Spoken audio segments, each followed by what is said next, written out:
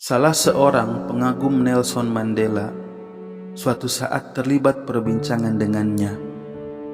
Dia begitu kagum, terutama setelah melihat langsung tempat tahanan Mandela yang pernah ditempatinya selama 14 tahun. Dari keseluruhan masa hukuman selama 27 tahun secara berpindah-pindah, sel tempat Mandela dihukum begitu sempit, bau, dan tak ada meja kursi, dan konon makanan yang disajikan seringkali basi. Dia bertanya, apakah Mandela yang kemudian menjadi Presiden Afrika Selatan dan begitu dikagumi dunia tidak merasa geram dan dendam terhadap musuh-musuh politiknya di masa lalu? Apa jawab Mandela? Kalau aku biarkan dan kupelihara terus kekesalan dan kebencianku kepada para penindas itu, mereka yang pernah menindas dan menyanderaku selama 20 tahun itu akan masih terus menyandera diri dan jiwaku. Aku ingin menjadi orang yang merdeka. Karena itu, aku buang semua kebencian itu sehingga aku benar-benar merasa sebagai orang yang bebas dan merdeka. Suatu hari, saya datang pada seorang kiai untuk konsultasi agama. Saya bertanya, mengapa sesama muslim, bahkan di antaranya adalah tokoh agama, suka mencemooh muslim lain yang berbeda pendapat? Bahkan ada kalanya mengkafirkan serta menuduhnya sebagai ahli neraka. Kiai kampung tadi menjawab dengan datar, saya kurang tahu dalil apa yang dipakai kalau seseorang telah menyatakan dan menerima rukun iman dan rukun Islam, dia tidak berhak disebut kafir. Jadi saya tidak bisa menjawab mengapa kita mesti mengkafirkan sesama muslim serta sibuk mau mengukur kedalaman hatinya dan mengukur kedalaman imannya. Saya sendiri tidak berani menjamin diri saya masuk surga, terlebih menuduh orang lain. Jadi maaf, coba saja tanyakan pada mereka yang suka mengukur-ngukur ketakwaan orang lain. Dalam sebuah riwayat diceritakan, suatu hari Abu Bakar berjalan bersama Rasulullah. Di tengah jalan, tiba-tiba Abu Bakar dihadang oleh seseorang dan dicaci maki. Abu Bakar dicaci maki oleh orang itu. Abu Bakar merasa tidak kenal dan tidak bersalah, sehingga dia diam saja sambil senyum-senyum. Abu Bakar tambah bingung lagi ketika melihat Rasulullah ikut senyum. Setelah orang itu agak lama melemparkan kata-kata cacian, Abu Bakar menjawab kelancangan orang tersebut. Ketika Abu Bakar membalas orang tersebut, Rasulullah berhenti tersenyum dan terus pergi. Abu Bakar merasa penasaran akan sikap Rasulullah. Maka keesokan harinya Abu Bakar bertanya pada beliau, mengapa Rasulullah tersenyum ketika orang itu mencaci maki dirinya dan yang tidak bersalah? Mengapa Rasulullah pergi ketika dirinya menjawab? Rasulullah pun menjawab, ketika engkau tersenyum mendengarkan fitnah dan caci maki, engkau menerima dengan lapang dada karena engkau tidak bersalah. Aku pun tersenyum karena melihat malaikat sibuk memindahkan catatan amal kebaikan orang itu ke dalam dirimu, sedangkan catatan kesalahanmu dipindahkan ke orang itu. Pesan dan pelajaran apa yang bisa kita ambil dari 3 cerita pendek di atas? Dari kasus Mandela, saya memperoleh pelajaran bahwa kebahagiaan dan kemerdekaan terkait erat dengan sikap batin seseorang. Formula to forgive and forget terhadap tragedi masa lalu akan mampu mengubah dunia yang semula gelap gulita dan menyakitkan menjadi terang benderang dan optimistik menapaki hari-hari esok. Semua itu kembali pada pribadi masing-masing orang. Akankah memelihara luka derita yang justru kian bertambah ketika diingat-ingat? Akankah mengurangi dan melupakannya, atau diganti dengan cara pandang baru terhadap kehidupan?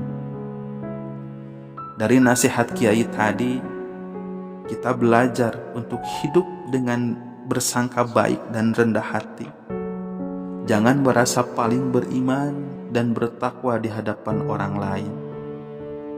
Saya jadi teringat sebuah hadis. Berbahagialah mereka yang disibukkan dengan meneliti kesalahan dan kekurangan diri, lalu menutupinya dengan kebajikan daripada kerjanya sibuk melihat dan mengorek-ngorek kelemahan orang dan kesalahan orang lain. Kisah Abu Bakar tadi mengajarkan kita untuk bersabar. Jika kita merasa benar, tak perlu takut akan kritikan, kecaman, dan fitnah orang.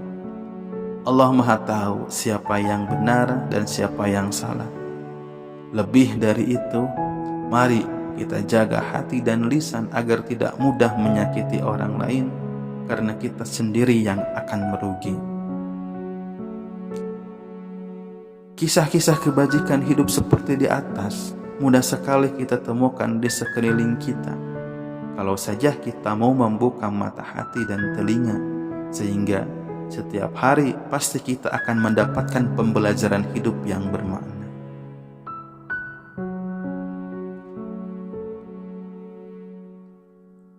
Agama ibarat pakaian.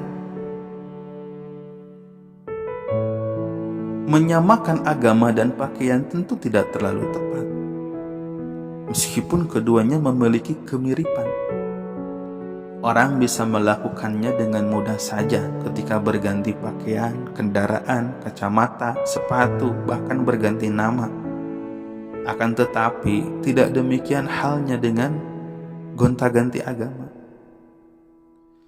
Namun saya pun teringat sebuah ayat Al-Quran yang berbunyi, sebaik-baik pakaian adalah pakaian taqwa. Al-A'raf ayat 26. Takwa adalah hasil keberagaman yang benar, sedangkan takwa oleh Allah dinyatakan sebagai sebaik-baiknya pakaian. Apa dan mengapa pakaian? Mari kita renungkan dan kita bahas sejenak. Apa saja yang menjadi pertimbangan ketika kita mengenakan pakaian? Pertama, untuk menjaga kesehatan. Mereka yang tinggal di daerah dingin sangat sadar akan fungsi pakaian untuk menjaga kesehatan. Kedua, untuk menutup aurat. Fungsi ini mengingatkan kita terhadap cerita Adam yang terusir dari surga karena memakan buah kholdi. Lalu Adam menemukan dirinya telanjang dan ia pun merasa malu. Kemudian ia menutupi auratnya dengan dedaunan. Dan salah satu aspek yang membedakan manusia dari monyet adalah manusia mengenal konsep aurat lalu mengenakan pakaian. Ketiga, berpakaian selalu mempertimbangkan aspek estetika atau seni agar indah dipandang. Bahkan aspek keindahan ini selalu membuat harga pakaian berlipat ganda ketika mendapatkan sentuhan perancang atau desainer ternama. Inilah 3 fungsi utama pakaian yang bisa dianalogkan dengan agama. Seseorang yang beragama mesti jiwanya dan badannya menjadi sehat, kehormatannya, dirinya terjaga. dan perilaku serta tutur katanya enak dipandang dan didengar. Kalau ketiga hal tadi tidak ditemukan, pasti ada yang salah dengan dirinya atau ukuran pakaiannya yang tidak pas. Begitulah sikap keberagaman. Ibarat pakaian yang ukurannya pas, mestinya dengan agama seseorang lebih percaya diri, enak bergaul, dan jiwanya sehat, jiwa raganya. Pendek kata, seseorang haruslah merasa nyaman terhadap dirinya dimanapun ia berada. Tentu masih ada peran lain dari pakaian. Ada orang yang sengaja berdandan hanya untuk pamer. Maka dari itu, jangan heran beragama pun bisa terkena jebakan pamer atau ria. Ada lagi pakaian yang dirancang untuk berperang. Jadi bisa saja semangat beragama selalu disertai semangat untuk berantem dan mengalahkan orang lain. Dari beragam pakaian yang ada, rasanya fungsi yang primer adalah 3 pertama yang disebutkan tadi. Jadi, beragama yang sehat dan benar adalah sikap keberagamaan yang mendatangkan rasa nyaman bagi diri sendiri dan enak dilihat bagi orang lain.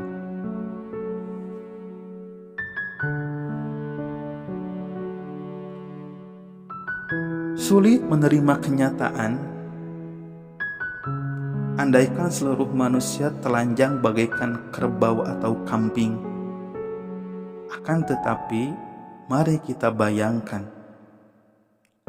andaikan semua penduduk bumi berpakaian, berbahasa, dan berperilaku seragam, sungguh kurang menarik. Kalau dunia flora dan fauna semuanya seragam, rasanya hidup membosankan dan sungguh tidak menarik. Jadi, apakah pluralitas agama dan budaya itu proses dan produk evolusi alam, atau apakah hanya kehendak Sang Pencipta? Terserah orang mau memandang dengan teori apa. Tetapi kenyataannya memang begitulah adanya. Boleh saja masing-masing misionaris agama berambisi untuk menyeragamkan keyakinan manusia agar terjadi monolitisme agama di muka bumi ini. Akan tetapi, sepanjang sejarah manusia, rasanya keinginan itu sebuah utopia. Bahkan semasa hidup para nabi, ada saja mereka yang berbeda dan membangkang. Dalam dunia Islam pun muncul keragaman, pluralitas, dan warna-warni mazhab pemikiran agama, baik dalam ilmu fikih, ilmu kalam, tasawuf, filsafat, maupun pemikiran politik Islam. Belum lagi pemahaman, pengalaman, dan praktik pada level individu yang membuat keragaman semakin kompleks. Ketika orang muslim sama-sama salat menghadap kiblat, misalnya, suasana batinnya berbeda-beda. Ketika sama-sama berdoa kepada Allah, orang akan memilih pintu yang berbeda-beda dari 99 Asmaul Husna. Dan perlu diingat, angka 99 itu simbol dari pertemuan 2 angka omega. Artinya sifat dan kekuasaan Allah itu absolut dan tak terbatas. Orang yang lagi sakit akan lebih senang memanggil namanya sebagai Tuhan Sang Maha Dokter atau Asy-Syafi, Ya Syafi, Ya Syafi al-Amrad.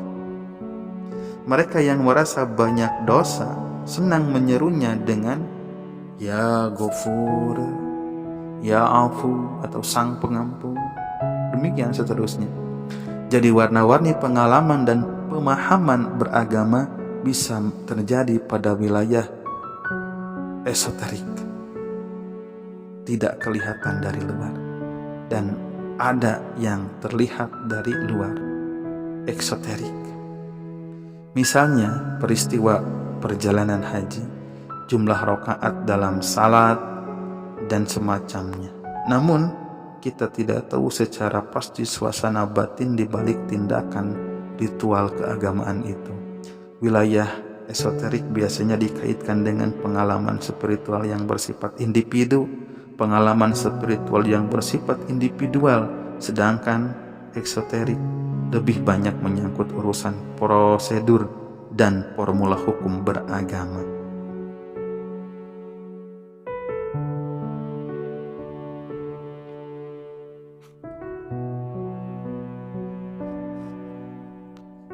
Seorang mahasiswa bertanya, mengapa masyarakat modern lebih menghargai jasa ilmu pengetahuan dan teknologi daripada agama?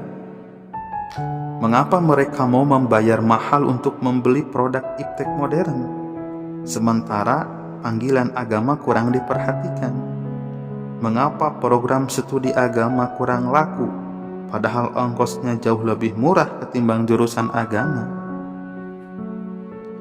Mahasiswa tadi melanjutkan kegelisahannya. Jika posisi agama lebih tinggi ketimbang iptek, mengapa hidup ini lebih nyaman berkat jasa iptek daripada agama yang selalu menimbulkan perselisihan, konflik, dan peperangan? Ada sekelompok masyarakat atau bangsa yang merasa cukup nyaman tanpa agama, namun dia tidak bisa dipisahkan dari jasa iptek, supremasi hukum, dan kemakmuran ekonomi. Lagi-lagi mahasiswa tadi meneruskan gejolak pikirannya. Coba kita amati kehidupan sekeliling. Sejak dari kondisi dalam rumah, di jalan, kantor, dan pusat-pusat keramaian serta gemerlapnya kota, yang terlihat adalah produk iptek yang diharapkan dapat membuat kehidupan berlangsung lebih nyaman. Dengan mobil misalnya, perjalanan lebih nyaman. Begitu juga halnya dengan televisi, jam tangan, kendaraan, alat perkantoran, teknologi perbankan, handphone, komputer, dan sekian peralatan teknis lain yang tidak mungkin dipisahkan dari kehidupan ini. Jadi, bagaimana kita mesti menimbang dan memposisikan agama yang akhir-akhir ini mengesankan sebagai sumber kegelisahan sosial. Bahkan ketika iptek modern jatuh di tangan teroris dengan sandaran paham dan ideologi agama, daya rusak dan korbannya menjadi sangat mengerikan. Iptek berkembang secara leluasa melewati batas etnis, negara, budaya, dan agama. Akan tetapi, kehadiran paham agama yang baru selalu memperoleh perlawanan, jangankan antar pemeluk agama yang berbeda, di lingkungan sesama Kristen ataupun Islam saja penuh dengan catatan darah akibat saling bunuh. Pertanyaan mahasiswa tadi muncul kembali di benak saya ketika dalam perjalanan pulang dari Hawaii ke Jakarta pertengahan April lalu. Saya duduk bersebelahan dengan seorang berkebangsaan Amerika Serikat yang hendak berjalan-jalan ke Filipina. Katanya, saya tidak bisa mengerti mengapa hanya karena berbeda agama orang saling bunuh. Apa yang membedakan antara Sunni dan Syiah di Irak sehingga mereka saling meneror? Untung dia tidak menyinggung penyerbuan ke pusat ibadah Ahmadiyah di Indonesia. Agama telah berjasa membangun peradaban dunia. Hal itu tidak bisa diingkari. Ia memberikan makna hidup dan ketentraman batin. Hal itu juga mudah divalidasi. Akan tetapi, suatu kenyataan sosial psikologis bahwa agama juga telah melahirkan sekian banyak pertumpahan darah dan sikap saling menghujat ibarat berpakaian. Rasanya ada beberapa orang yang dalam beragama tidak pas desainnya, ukurannya, dan potongannya, sehingga tidak nyaman dipakai dan tidak sedap dipandang. Rasulullah bersabda, seorang muslim adalah dia yang tangan dan lisannya senantiasa mendatangkan kedamaian dan keselamatan, bukannya malah mencelakakan orang. Ada lagi sabdanya yang lain, sebaik-baik manusia adalah yang paling baik budi pekertinya dan paling banyak memberikan manfaat dan pertolongannya pada orang lain. Pendeknya, keberagaman itu mestinya senantiasa menyebarkan vibrasi damai dan kasih sayang bagi lingkungan, rahmatan lil alamin, bukan menyebarkan rasa sesak.